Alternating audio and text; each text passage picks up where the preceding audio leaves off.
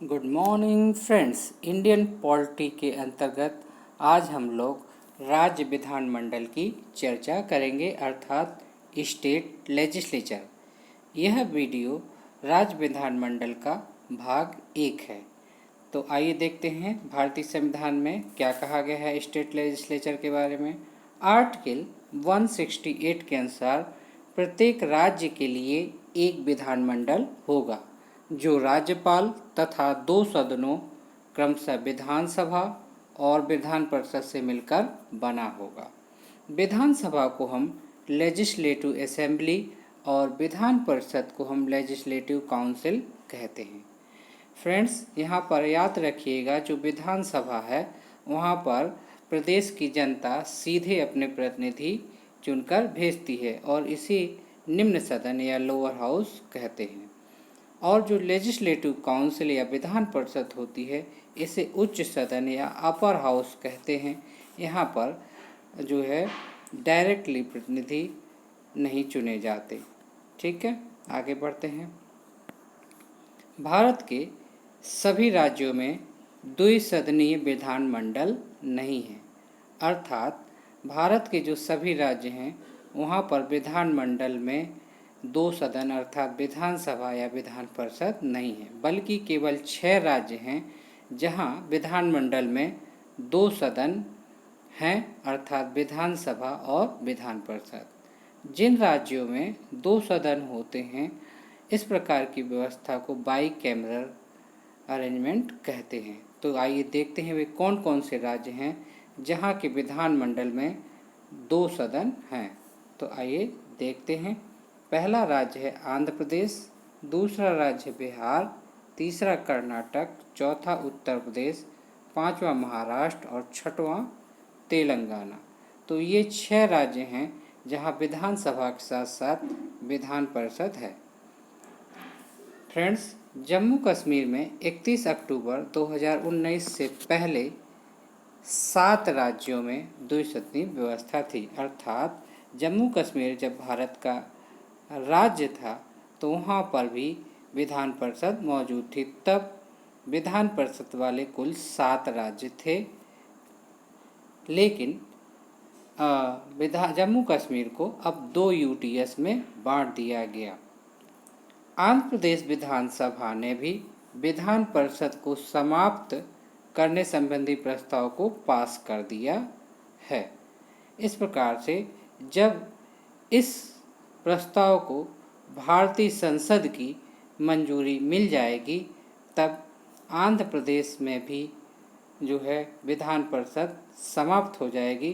तब जो है केवल 5 राज्य ऐसे बचेंगे जहां पर विधान परिषद होगी और तब ये राज्य रह जाएंगे बिहार, कर्नाटक, उत्तर प्रदेश, महाराष्ट्र और तेलंगाना। यहाँ पर जो मिसप्रिंट है ये नहीं है, यानी राज्यपाल की मंजूरी से यहाँ पर कोई मतलब नहीं है। विधानसभा जब विधान परिषद को समाप्त करने का प्रस्ताव करती है तो उसके लिए उसको संसद की मंजूरी आवश्यक होती है, राज्यपाल की नहीं। आइए आगे बढ़ते हैं। जम्मू कश्मीर और लद्दाख को 31 अक्टूबर 2019 को Jammu and Kashmir reorganisation act 2019 के द्वारा 2 यूटीएस में बांट दिया गया। जम्मू कश्मीर जो राज्य था उसको 2 यूटीएस में बांटा। पहली यूटीएस बनी जम्मू कश्मीर यूटीएस, दूसरी लद्दाख यूटीएस। जम्मू कश्मीर यूटीएस में 20 ज़िले हैं और लद्दाख यूटीएस में 2 ज़िले हैं। यहाँ पर जो जम्मू कश्मीर यूटीएस है वहाँ पर भी लेजिस्लेचर का गठन, विधानसभा का गठन किया जाएगा और वहाँ पर केवल एक ही सदन रहेगा, विधान परिषद नहीं रहेगी। लद्दाख में लेजिस्लेचर अथवा विधानसभा का गठन नहीं किया जाएगा। जम्मू कश्मीर यूटीएस यानी केंद्र शासित प्रदेश के प्रथम लेफ्टिनेंट गवर्नर थे गिरीश चंद्र मुर्मू। उनके स्थान पर वर्तमान में मनोज सिन्हा को लेफ्टिनेंट गवर्नर जम्मू कश्मीर का बना दिया गया है।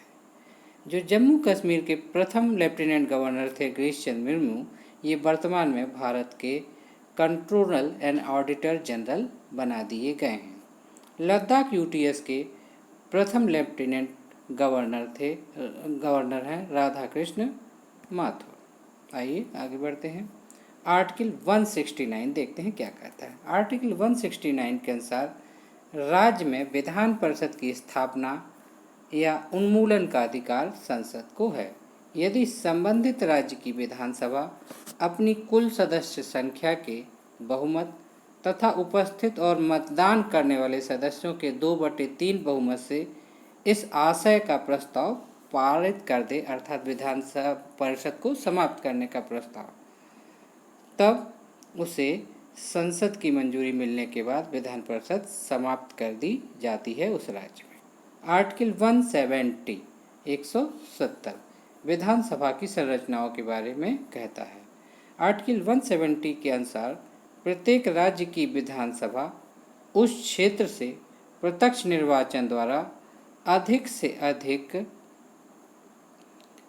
500 और कम से कम 60 सदस्यों से मिलकर बनी होनी चाहिए। अर्थात जो विधानसभा की संरचना है भारत के प्रदेशों में, तो किसी भी राज्य में अधिक से अधिक 500 सदस्य विधानसभा में हो सकते हैं और कम से कम 60 सदस्य किसी विधानसभा में हो सकते हैं। लेकिन इसका अपवाद है। आइए देखते हैं वे कौन कौन से राज्य हैं जहां 60 सदस्य से कम सदस्यों की संख्या विधानसभा में है। तो अपवाद देखिए, 60 से कम सदस्य वाली विधानसभा राज्यों में, तो सबसे पहला जो राज्य है सिक्किम, यहाँ पर केवल 32 विधानसभा सदस्य हैं और यह भारत की सबसे छोटी विधानसभा वाला राज्य है। गोवा में 40, मिजोरम में 40, पुदुचेरी यूटीएस है, यहाँ पर केवल 30 विधानसभा सदस्य हैं। सबसे बड़ी विधानसभा वाला राज्य उत्तर प्रदेश है जहाँ पर 403 विधानसभा सदस्य हैं। यूटीएस अर्थात केंद्र शासित प्रदेश है, वे कौन कौन से हैं जहाँ लेजिस्लेटिव असेंबली है अर्थात विधानसभा है। तो दिल्ली जो केंद्र शासित प्रदेश है वहाँ पर विधानसभा है और इसकी विधानसभा में कुल 70 सदस्य हैं। पुदुचेरी केंद्र शासित प्रदेश है, इसकी विधानसभा में 30 सदस्य हैं। जम्मू कश्मीर में अभी चुनाव नहीं हुआ और यहाँ डिसाइड होना बाकी है कि यहाँ की विधानसभा में कितने विधानसभा सदस्य होंगे। वर्तमान में भारत में कुल 28 राज्य और 8 केंद्र शासित प्रदेश हैं। जम्मू कश्मीर के दो यूटीएस में विभाजित होने के बाद कुल 9 केंद्र शासित प्रदेश हो गए थे और राज्यों की संख्या 28 हो गई थी। लेकिन 20 जनवरी 2020 से दादरा नगर हवेली और दमन दीव को मिलाकर एक यूटीएस बना देने के कारण यूटीएस अर्थात केंद्र शासित प्रदेशों की संख्या 8 हो गई थी। राज्य विधान मंडल, आइए देखते हैं। राज्य विधान मंडल के 2 सदन होते हैं स्टेट लेजिस्लेचर के, विधानसभा legislative assembly, Vidhan Parishad legislative council.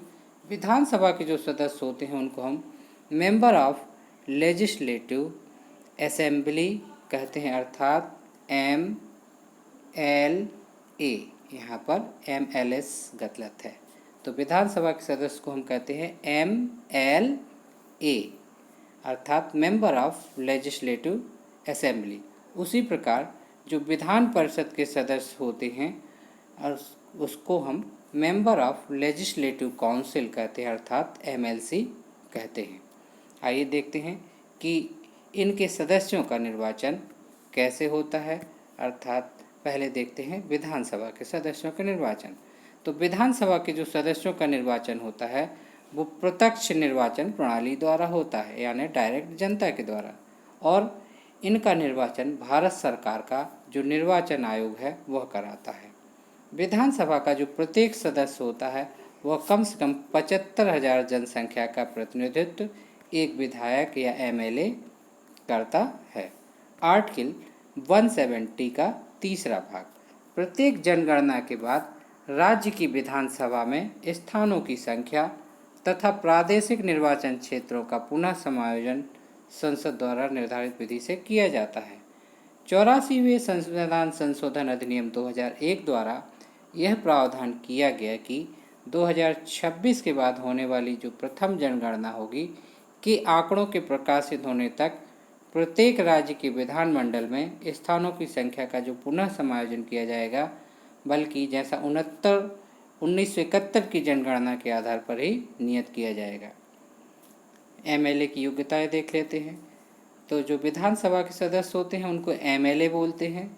उनकी सदस्यता अर्थात विधानसभा की सदस्यता होने के लिए प्रत्येक को जो भारत का नागरिक है वह विधानसभा का चुनाव लड़ सकता है। साथ ही उसकी आयु कम से कम 25 वर्ष होनी चाहिए। आर्टिकल 332 अर्थात आर्टिकल 332 विधानसभा में जनसंख्या के आधार पर अनुसूचित जाति एससी और अनुसूचित जनजाति एसटी के लिए आरक्षण का प्रावधान करती है। आर्टिकल 172 में विधानसभा के कार्यकाल या विधानसभा के जो सदस्य होते हैं उनके कार्यकाल की चर्चा की गई है। आर्टिकल 172 के अनुसार विधानसभा का कार्यकाल उसकी प्रथम बैठक से 5 वर्ष तक होता है। इस अवधि से पहले भी सीएम के सलाह पर राज्य का राज्यपाल विधानसभा को भंग कर सकता है। एक और बहुत महत्वपूर्ण पॉइंट है, संसद विधि द्वारा विधानसभा का कार्यकाल बढ़ा सकती है, जो कि एक बार में केवल 1 वर्ष से अधिक नहीं होगा। तो ये था आज का वीडियो। इसका अगला भाग आप फिर से अगला भाग देखेंगे आगे। और thanks for watching Study Nation. Good bye.